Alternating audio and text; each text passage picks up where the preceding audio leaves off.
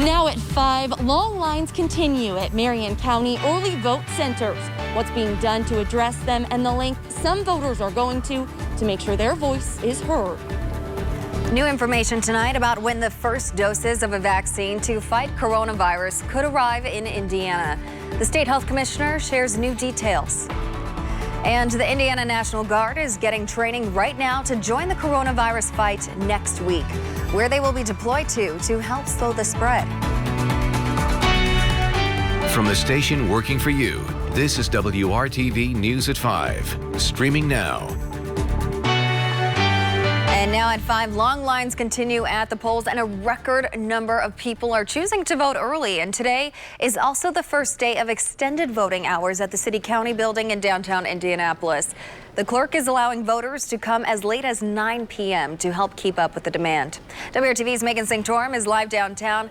Megan, what are the lines looking like now? Well, Amanda, right now, the estimated wait time at these lines downtown is about 3 hours. And I've been talking to people as they've been coming out. They tell me they've waited about 2.5 to get in and cast their vote. Now, the long lines and wait times are not unique to this polling location. Earlier today, we went up to the north side. People there at St. Luke's waited 4 to 6 hours to get in and make their voices heard. It's something most everyone we spoke with said was well worth the wait, but something they had to plan for. We talked to a lot of people who took the day off of work so they could spend it waiting in line. Others rearranging their schedule to make it work, saying it's something they had to do, especially now that there's less than a week to go before Election Day. We've tried all week. I came Saturday, the line was all the way to 86th Street. Came Sunday, the line was 86th Street. Monday, it was partial. Tuesday, weather. Today, go for broke. I work from home, and it's a lot easier for me to do it. But there are a lot of people, I'm sure, that couldn't. We heard people say they came for the lunch hour, and obviously they couldn't stay. I planned on doing it before work. I thought it was only going to be like a couple hours, but it seems like there's a lot of people here. Now, we asked the Marion County Clerk's office if voting hours would be extended at those satellite early vote locations to accommodate this turnout. They said the clerk only has authority to extend hours here at the clerk's office downtown. In order to extend them at the satellite locations, they would need a unanimous vote of all 3 board members. Working for you, Megan Sanctorum, WRTV. Thank you, Megan. And tonight we are learning Marion County may add another early voting site to help relieve long lines. On Friday morning, the county election board will vote on whether to approve Lucas Oil Stadium for early voting on Saturday and Sunday. It has to be a unanimous vote for it to be added. We will let you know what the election board decides. In Marion County, there is a website you can check before you go vote to see how long you'll have to wait. It is indyvotetimes.org. For example, at the Lawrence Township Schools Administration Building, it's about 2.5 hours. At St. Luke's United Methodist Church, it's about 3.5 hours. Again, that website to check is indyvotetimes.org.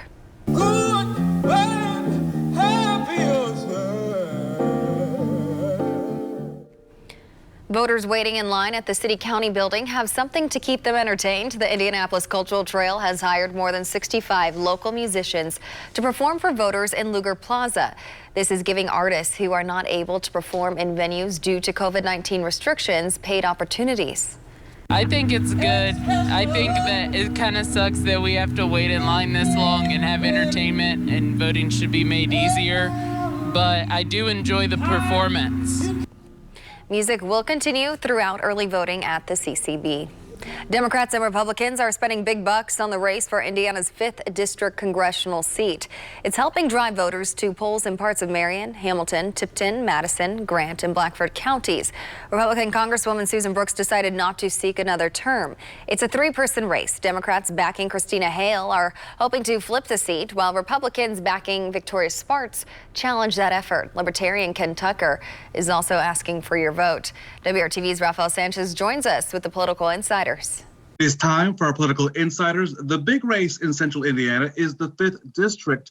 The nation is watching this race in particular Megan Robertson, what is the interest? We've got suburban voters who are, frankly, kind of rebelling against some of the aspects of the Republican Party right now. And I think they're using this as an opportunity to make that known. 2018, we saw a whole bunch of districts flip. Democrats took control of the United States Congress. The anticipation here is that they may expand upon the gains that they got in 2018 to have an even larger majority in the House of Representatives. The 5th District is one of the top races in the country to watch to see if that expansion actually occurs or not. I do think it's important to remember that this district goes pretty far north into some significant ex-urban and rural areas of the state as well. Inertia does tend to hold on these things. I would guess that this stays Republican, but it's going to keep getting closer. This district voted for Joe Donnelly in 2018. So this district really fits into the DCCC strategy of trying to flip these seats and do it in a way with candidates who have a bipartisan appeal. So Christina has really done an outstanding job, and I would not be surprised to see her win on Election Day. Our political insiders, thank you so much. And our Democracy 2020 coverage continues right now on WRTV.com. On Tuesday, it's Election Day Live here at WRTV, your place for local updated coverage all day from the polls, looking at key races, analysis and of course results when they come in. Look for us on the WRTV app on your streaming device. We will also provide you live results throughout the night here on WRTV with a complete wrap-up on the news at 11. The U.S. Election Project estimates over 74 million Americans have already voted early in person or by mail. That's more than half the total number of votes in 2016. Now, just 6 days from the election, the Trump and Biden campaigns are focusing on the pandemic response and trying to get their voters to the polls. ABC's Alex Perche has more from Washington. This afternoon, new questions about whether the Trump administration has been politicizing the pandemic response. The president's son-in-law and senior advisor Jared Kushner recorded in an interview with journalist Bob Woodward in April. The audio obtained by CNN in which Kushner says this about President Trump pushing states to reopen. You know, it was almost like Trump getting the country back from the doctors, right? In the sense that what he now did was, you know, he's going to own the open up. Today, cases of COVID-19 rising in at least 45 states and most of the battleground states, including Michigan and Wisconsin, places the president won in 2016. Vice President Pence traveling to both states today. A new ABC News Washington Post poll has Biden up 7 points in Michigan and 17 points in Wisconsin. Wisconsin voters also largely disapproving of the president's handling of the coronavirus. The 538 average has the race much closer in the Badger State. Still, it's the Trump campaign's second visit there in as many days. President Trump has repeatedly painted a misleadingly optimistic picture of the pandemic. We're making the turn. Normal life will fully resume. That's all we want. We want normal life. Joe Biden in Delaware hitting back. It seems like he just doesn't care much about it. And the longer he's in charge, the more reckless he gets. It's enough. Biden also taking a shot at the Trump campaign's handling of a rally in Omaha last night. Hundreds of supporters bussed in, but a traffic jam leaving many stranded on the tarmac in near freezing temperatures for hours after the event ended. At least 30 needing medical attention. It's an image that captures President Trump's whole approach to this crisis. He gets his photo op and then he gets out. The Trump campaign saying road closures were to blame and that the campaign works to provide the best guest experience, saying we care about their safety. Just to underscore how important those Midwest states are, the president is headed back to Michigan and Wisconsin on Friday. He'll also visit Minnesota. Joe Biden is headed to Tampa tomorrow. He'll visit Iowa and Wisconsin on Friday. Alex Perche, ABC News, Washington. The economy is another important factor in the presidential race, and today coronavirus fears sent financial markets tumbling. The Dow dropped more than 900 points and the S&P 500 lost 3.5% as rising virus cases threaten more business shutdowns. Indiana's COVID-19 cases continue to increase by more than 2,000 a day. The one thing many are waiting for is a vaccine, and today we received new info about when one might be available in Indiana. At the governor's COVID-19 briefing, State Health Commissioner Dr. Christina Box provided what she called a brief update. This is Dr. Box's first appearance at a briefing since she tested positive for COVID-19. We have been told by the federal vaccine coordinators to expect some doses of the first vaccine by late November, and possibly a shipment of the second vaccine in mid-December. We do not know how much Indiana will receive yet, but we expect the supply to be limited in the beginning. The vaccine plan that we submitted to the CDC calls for initial doses to go to healthcare providers and other vulnerable populations. Dr. Box added this is a rapidly developing situation and a lot is subject to change. She also wanted to make clear that we are still months away from a vaccine that will be widely available for Hoosiers of all ages. She stressed the continued importance of wearing a mask, washing your hands, and practicing social distancing to bring our numbers down. Today, the state reported an additional 33 deaths of people with COVID. Those deaths occurred between Thursday and yesterday. The statewide total is very close to 4,000. The state also reported nearly 2,600 new coronavirus cases today. That is the third highest single-day total since the pandemic began, and it's the 7th straight day of at least 2,000 new cases. Those results were recorded between October 21st and yesterday. This is another number we don't want to see increase. The overall positivity rate has climbed again. It is now 10.2%. And the Indiana National Guard will deploy this Monday to more than 133 nursing homes throughout the state of Indiana to provide COVID-19 assistance. The Guard will help long-term care facilities with testing and registration, infection control and monitoring, visitor screening and wellness checks. The goal is to help nursing home staff on patient care and reduce the spread of COVID-19 within nursing homes. Although the initial launch focuses on facilities hardest hit by the virus, the plan is to deploy more than 1,300 National Guardsmen to all 534 long-term care facilities across the state by the middle of November.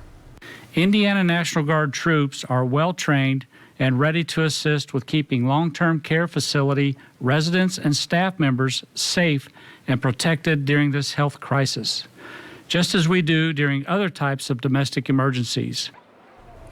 National Guardsmen are getting training this week at Camp Atterbury. All Guardsmen will be tested for COVID-19 before they are placed in long-term care facilities. And 2,309 nursing home residents have died from the virus. That's 58% of all the state's deaths, yet long-term care facilities make up only 6% of positive cases.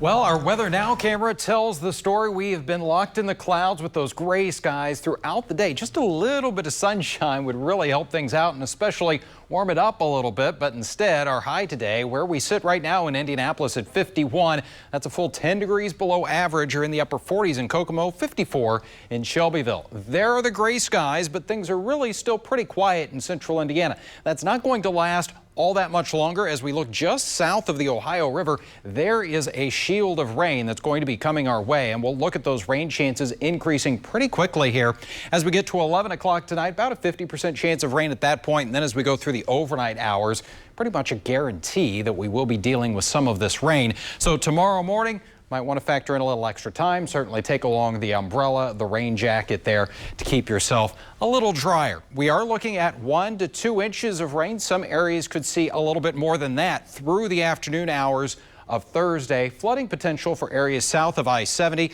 and those winds will be a little gusty, around 20 miles per hour tomorrow. We'll break down more specifically how much rain you can expect in just a few minutes.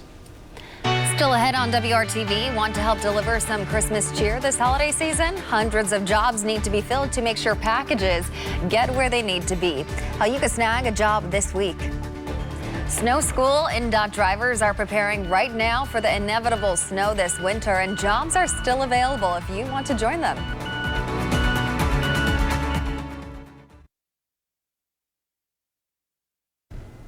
Our Hiring Hoosiers initiative is sharing yet another opportunity for you to earn some extra cash during the holidays.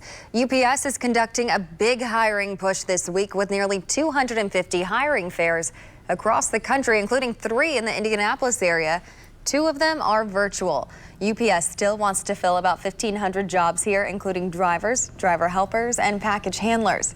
Some of these seasonal positions could turn into full-time. A virtual hiring fair will be held Thursday to fill jobs at the 81st Street location in Indianapolis.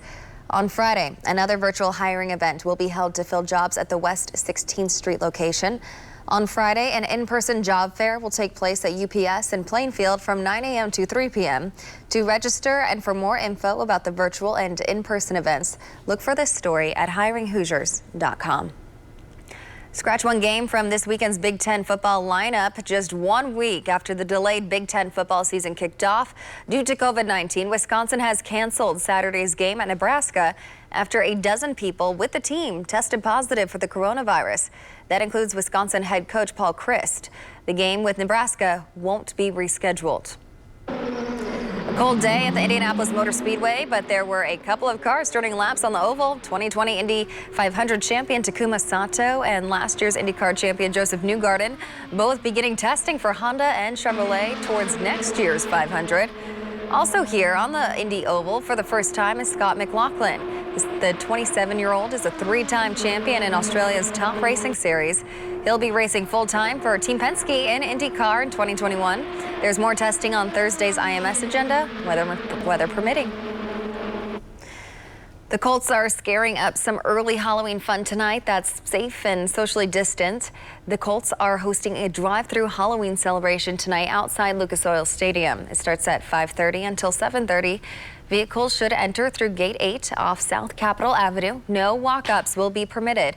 Giveaways of candy and themed Colts items will be limited to 4 per vehicle. Children must be present. So Kyle, we just can't show up. We gotta as much as we'd want to. Gotta get my nieces and head over there. Yes, maybe. please.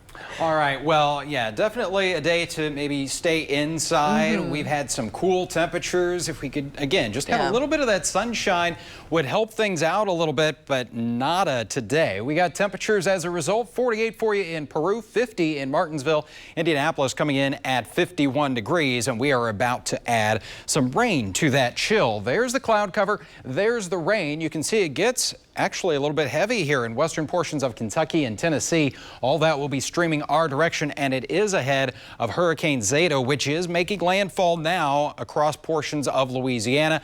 A Category 2, max winds of 110 miles per hour. 111 would make it a Category 3. So you see where we are there, pretty much close to a major hurricane, just 1 mile per hour difference. As we look at our rainfall, we are going to be seeing more widespread rain here as we approach midnight and through the overnight hours, certainly for central and southern locations. As has kind of been the case with the last couple of systems, we will see lighter rainfall amounts for northern areas, but we go through the first half of our day. This is lunchtime tomorrow. We're still dealing with that rain that in some areas could be a little bit heavy at times here.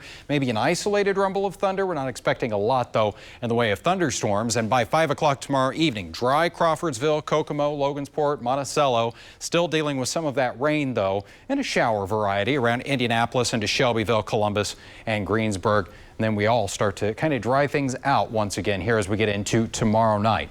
As far as rainfall potential, could see 1 to possibly 3 inches of rain here in southern communities. Get closer to I-70, about 1 inch to 1.5 inches, and there you go, about a 1/2 inch for northern locations. So we do have a flood watch that's in effect along in South Bay, Bloomington to Columbus line. If we do see any flooding issues, that's the most likely area to see that. But we have had some dry time in between rainfall events, so the ground should hold it fairly well. Temperature-wise, going to remain very cool tomorrow, upper 40s to around 50 again for that afternoon high, and it will be a little breezy too. We'll have that northeast wind 10 to 15 miles per hour, and it could gust a little bit higher than that, but it will be persistent throughout the day here. Looking at that wind gust forecast, around 20 miles per hour, even as we get into tomorrow evening. It's that northerly direction. So again, it's going to continue to pull in the cool temperatures for us. As we look through the next several days, there's our average high of 61. We are not going to be getting there through the weekend and into early next week. Things do seem like they will change just beyond the 7-day forecast, but let's get you through the next 7 days here.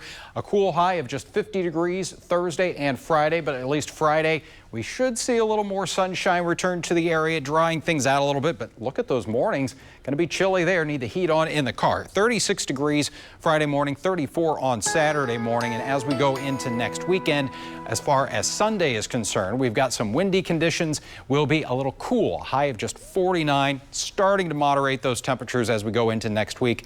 40s again on Monday, but 56 on Tuesday and 62 by Wednesday. Looks like we'll continue to build on that momentum into into next week. So we're not quite ready to think about winter and snow just yet, but INDOT is getting ready. INDOT is conducting Snow School at locations around the state, including here in Indianapolis. Snow School gives drivers about 2 days of practice with the plows, best techniques, and virtual learning. They can learn different things like how to drive these plow trucks, how to get through certain areas like we saw in the obstacle courses, how to load trucks with snow, how to put plows on the trucks, how to wash the trucks when we're done to keep the truck safe. To me, it's fun. I like snow. I like winter season. A lot of people looking forward to that first snow. Got some time for that comes, but INDOT is still looking to hire about 10 to 15 people to join the team in the Indianapolis area. You can apply at indotjobs.com. Amanda? Still ahead, are you thinking about ghosts with Halloween just days away? How you can add some brand new Ghostbusters attire to your wardrobe.